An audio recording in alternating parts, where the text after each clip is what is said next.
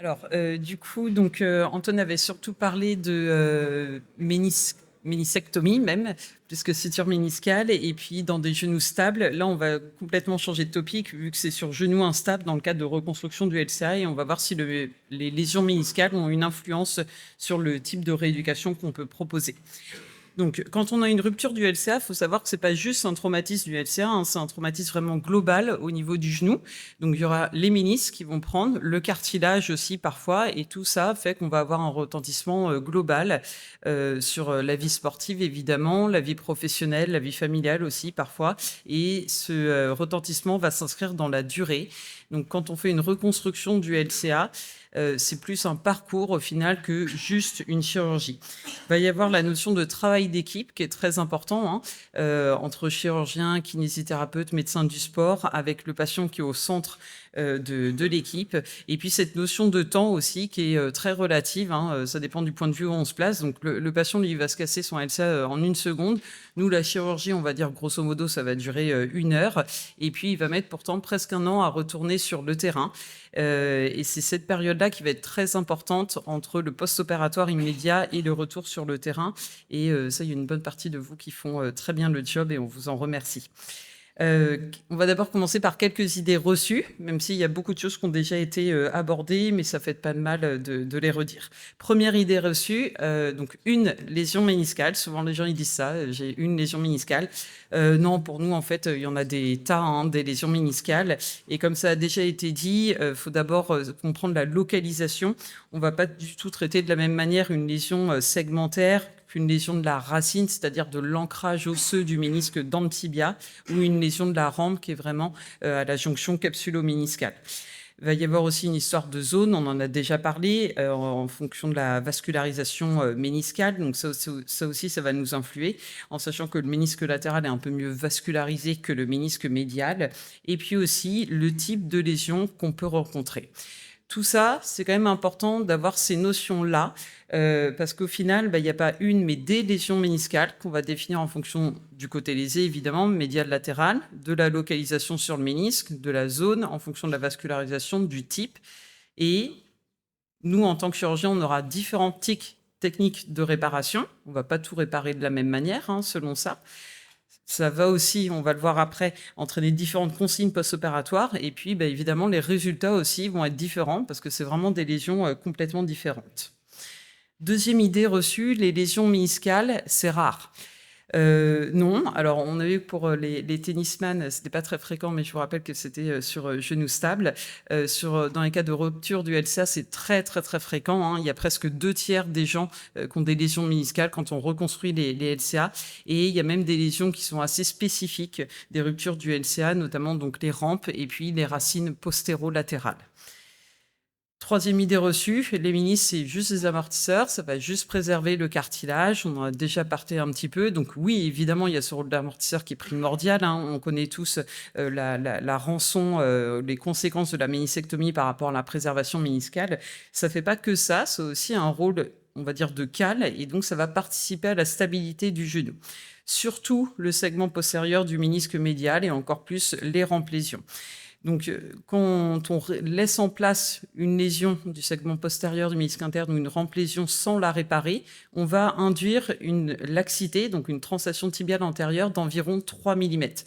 Donc, ça veut dire que même si on fait le LCA, si on ne répare pas sa lésion, il y aura un petit jeu de 3 mm, ce qui n'est pas forcément acceptable pour nous, parce que ça va augmenter les contraintes sur notre transplant du LCA, voire même ça peut augmenter le risque de re-rupture. Donc c'est pour ça aussi qu'on s'acharne à reconstruire le LCA et réparer les ménisques, parce que tout ça participe à la stabilité du genou. Quatrième idée reçue, réparer les ménisques, ça marche pas. Alors, on va mettre fin au débat tout de suite. On va dire qu'il y a environ 20% d'échecs. Tout dépend, pareil, comment on voit la vie, hein. Si on voit la vie tout en noir, on va dire ouais, il y a 20% d'échecs, ça marche jamais, je vois pas pourquoi je fais ça. Si on est hyper optimiste, on va dire ouais, génial, il y a 80% de succès. Moi, je suis plutôt réaliste, donc je vais me dire au moins j'aurais quand même essayé parce que le ménisque c'est important. Sur ces bonnes paroles, on va parler de la rééducation après LCA uniquement. Donc pareil, ça a déjà été évoqué un petit peu. Le premier mois, c'est vraiment le mois qui est fondamental, hein. C'est important qu'on ait un travail, un discours commun pour le patient, que le chirurgien, le kiné, le médecin du sport, que tout le monde ait un peu les mêmes notions. Sinon, au bout d'un moment, le patient, il va entendre des sons de cloche différents à droite, à gauche, et puis il va finir par être un petit peu perdu. Donc, ce qui va être essentiel sur le premier mois, ça va être déjà de soulager correctement les douleurs et l'épanchement. Je vous rappelle que si on a un gros genou, ça va aussi entraîner des douleurs. Donc, bien sûr, les anti-inflammatoires, la cryothérapie compressive indispensable. C'est mieux que la glace seule, mais après, on fait comme on peut. Et le bas de contention, pas pour le côté antiflébite, mais vraiment pour drainer le membre inférieur. Au-delà de ça, si c'est un LCA isolé ou d'ailleurs dans la plupart des LCA, l'appui il est autorisé. On va utiliser des béquilles entre 4 semaines à peu près. On ne met pas d'attelle, jamais. C'est même pas que c'est inutile, c'est que c'est délétère en fait sur la récupération musculaire et la littérature est plus qu'unanime sur ça. Et puis on commence la rééducation vraiment précocement avec 2 objectifs principaux sur le premier mois, la lutte contre le flessum. Donc c'est important d'avoir une extension complète dès que possible et en tout cas qu'elle soit acquise à la fin du premier mois et aussi de réveiller le quadriceps. Les mois d'après, donc on entame un peu plus profondément la rééducation de manière progressive pour récupérer les mobilités complètes, renforcement musculaire, réathlétisation, tout ça dans le but de retourner au sport.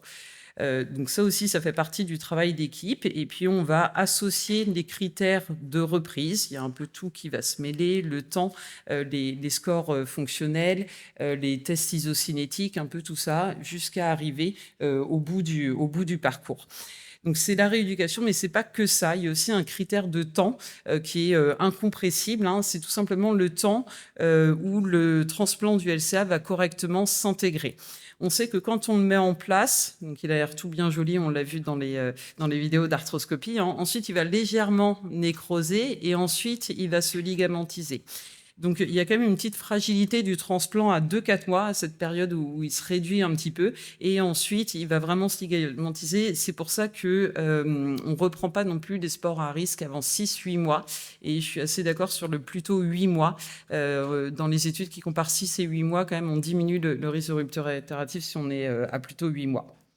Alors, quand il y a le ménisque, est-ce que ça va changer quelque chose ? La chirurgie, oui, évidemment. Déjà, ça va nous prendre un petit peu plus de temps, parce qu'on va réparer le ménisque selon la technique adaptée à la lésion. Et il n'y a pas que le ménisque, il y a aussi le ligament antérolatéral. Donc, Steven nous en a longuement parlé. Effectivement, ça divise par 2 les ruptures itératives du LCA. Donc, c'est surtout pour ça, à la base, qu'on le fait, un peu meilleur contrôle aussi de la stabilité. Et ça va aussi diviser par 5 les lésions méniscales secondaires. Donc, quand on voit ça, on n'a vraiment presque plus aucune raison de ne pas reconstruire ce fameux ligament antérolatéral. Pour les lésions méniscales secondaires, on passe quand même de 10% à 2%, ce qui est très loin d'être négligeable. Est-ce que ça va changer les consignes post-op d'avoir un ménisque en plus du LCA ? Parfois, plutôt au niveau de l'appui et de la flexion. En tout cas, ce qui est sûr et certain, c'est que ça va toujours à rien changer au niveau de l'attelle. Je vous ai dit que c'était délétère. Il n'y a aucune raison de mettre, quel que soit le type de lésion méniscale et quel que soit le type de réparation méniscale qu'on fait. On a fait un consensus avec l'ESCA en 2024. Vous avez le petit QR code pour avoir accès au tableau. Et donc, on a classé un petit peu les lésions et on a regardé lesquelles étaient importantes à mettre sans appui ou pas d'appui. Alors, comme vous voyez, il y a des petites étoiles au niveau de rampes lésions, parce qu'on est en train de faire le consensus spécial sur les rampes qui va sortir à l'ESCA au mois de mai de 2026. Donc, parfois, ça change, oui, surtout dans les lésions radiaires et les lésions racines. Radiaire ou racine, c'est un peu la même chose. Une racine, en fait, c'est juste une radiaire qui est au niveau de la tache osseuse du ménisque. Ce qu'il faut comprendre, c'est que c'est vraiment une lésion en rayon de roue de vélo. Et ça va interrompre complètement le ménisque. Le ménisque est vraiment cassé en 2. Donc, c'est forcément des lésions graves. C'est pour ça que quand on les répare, on va ensuite, en post-opératoire, interdire l'appui, limiter aussi la flexion à 90 degrés, et ça pendant 6 semaines. Quand on répare, nous, évidemment, on répare le plus proprement possible bord à bord. Faut pas s'imaginer qu'en mettant 2 ou 3 points de suture, le poids du corps va supporter, va tenir entièrement sur ces 2 petits points de suture. Donc c'est important de protéger la suture et c'est vraiment à ça que ça sert, de mettre sans appui et de limiter, la flexion. Est-ce qu'il faut changer les consignes à moyen terme, dans quelques semaines après? Ça peut quand même être une bonne idée de faire ça, surtout quand c'est la partie postérieure du ménisque, surtout quand c'est des lésions étendues, type, anse de saut ou rampe et aussi quand c'est des lésions graves, c'est-à-dire les radiaires ou les racines. Globalement, les choses qui sont un peu à éviter, c'est l'hyperflexion en charge. On a tendance à la différer à plus de 3 mois post-op, donc c'est-à-dire, position accroupie, squat profond et puis aussi la course à pied. Je vous rappelle quand même que la course à pied, ça encaisse 8 fois le poids du corps, même parfois jusqu'à 10 fois selon certaines études. Faut quand même se mettre toutes les chances pour que notre suture méniscale, marche aussi. Plutôt que de longs discours, c'est toujours mieux avec une vidéo. Donc ça, c'est un travail qu'on a fait avec, Chloé Labarre, qui est chirurgien orthopédique, à La Rochelle, au labo d'Anat, hein, évidemment. Donc on s'est amusé à créer des lésions de la rampe, en l'occurrence, dans le segment postérieur du ménisque médial à la jonction capsulo-méniscale. On a mis des petits plombs côté capsule et puis côté ménisque. Et puis ensuite, on a passé le tout sur un robot et on a vu comment se déplaçait la lésion. Alors là, je vais vous montrer une vidéo d'une lésion non réparée, hein. Bien sûr, on a fait l'étude sur des lésions réparées aussi. C'est juste pour que vous compreniez bien qu'au-delà de 90 degrés, ça va quand même forcer sévère. Et donc, ça va forcer sévère sur la suture qu'on a fait. Donc, le but, c'est de voir si les petits plombs s'écartent, hein. À 90, ça commence un petit peu. Et puis, dès qu'on est en hyperflexion, vous voyez, ça fait vraiment le feu d'artifice au niveau des petits plombs. Donc, ça s'écarte beaucoup. Ça veut dire que même quand on répare bien, si après, on lui fait faire beaucoup d'hyperflexion et tout ça, ça va indéniablement forcer sur cette suture méniscale. Et c'est peut-être pas la meilleure idée pour obtenir une bonne cicatrisation. Donc pensez à ça, surtout à la partie postérieure pour les lésions étendues et les lésions graves. Enfin, est-ce que ça va changer nos résultats? Ouais, quand même, hein, quand il y a un ménisque, c'est pas tout à fait les mêmes suites et les mêmes résultats. Ça va être différent d'un LCA isolé. Alors, différent pour le ménisque médial, hein, en réalité, et puis évidemment aussi pour les lésions biméniscales. Biméniscale, ça veut dire ménisque médial et latéral, hein, sur le même patient. Il y a cette très belle étude qui est sortie la semaine dernière par Nicolas. Comme je me tiens à jour, je suis déjà au courant. Donc, vous voyez, ça a à peu près sur 500 patients à 5 ans de recul. Sur le retour au sport, quand c'est un LCA isolé, il y a presque 94% de retour au sport. Quand il y a une lésion en plus du ménisque latéral, ça va peu changer ce chiffre. Et à partir du moment où on passe sur un ménisque médial, là, il y aura une différence significative. On sera plutôt à 85% de ménisque médial. L'article en open access, mais vous avez aussi le QR code si vous voulez. Ça va aussi changer les résultats par rapport au score fonctionnel. Il n'y a pas que le retour au sport, hein, dans la vie, il y a le reste aussi.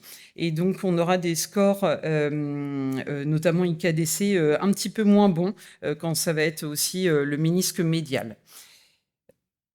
En conclusion, donc, la rééducation post-reconstruction du LCA et suture méniscale. Quoi dire? Un peu les mêmes choses qu'on dit souvent, hein. Toute lésion n'est pas réparable, hein, c'est vraiment pas ça qu'on dit, mais en tout cas, toute lésion réparable doit être réparée. Faut savoir prendre le risque de l'échec. On mesure quand même ce risque-là. À savoir aussi que toutes les lésions, évidemment, sont pas pareilles, hein. Sur des rampes, on est plus à 5-7% de taux d'échec. Sur les 20% que je vous ai dit, le pire pour nous, c'est l'anse de saut sur un genou stable. Là, on arrive à presque 40-50% d'échec. En tant que kiné, médecin du sport, ce qui est très important, c'est de regarder notre CRO et l'ordonnance de kiné aussi. C'est là où on va indiquer nos suites post-op. C'est là où vous allez pouvoir voir un petit peu mieux la lésion méniscale. Comme je vous l'ai dit, le patient il va arriver en disant « oui, on m'a réparé le ménisque ». Ça ne veut pas forcément dire grand-chose puisqu'on a vu qu'il n'y a pas une seule lésion méniscale, mais plusieurs lésions méniscales. Rappelez-vous que les lésions radiaires et racines, c'est vraiment des lésions graves parce qu'elles interrompent complètement le ménisque. Donc ça nécessite un appui interdit, 45 jours. Faire attention quand même aux flexions plus de 90 degrés, même sur du moyen terme, hein, même sur du 2-3 mois. Et puis les résultats, reconstruction du LCA et suture du ménisque médial, c'est bien, mais c'est pas top. En tout cas, on préfère avoir nettement un LCA isolé ou en tout cas un LCA avec un ménisque latéral. Je vous remercie pour votre attention et je vous invite à la SFA à Nantes, notre congrès annuel qui aura lieu début décembre. Il y a une session spéciale sport le jeudi 4 et le vendredi 5, en sachant que jeudi 4, ce sera que de l'AMI. Donc vous allez vous régaler.